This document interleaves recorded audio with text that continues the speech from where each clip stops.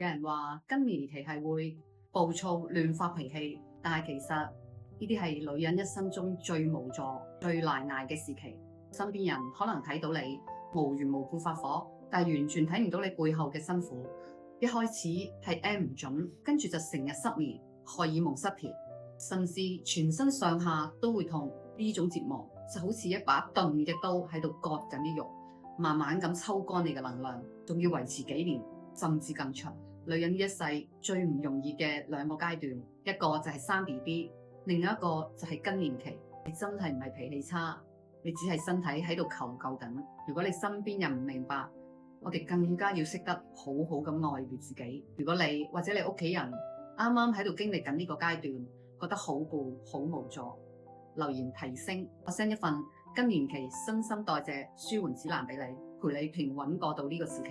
順手 share 埋呢條片俾你屋企人同埋你啲 honey， 等大家多一份體諒，唔好再俾愛你嘅人自己承受啦。同 Beyond 一齊滋養身心。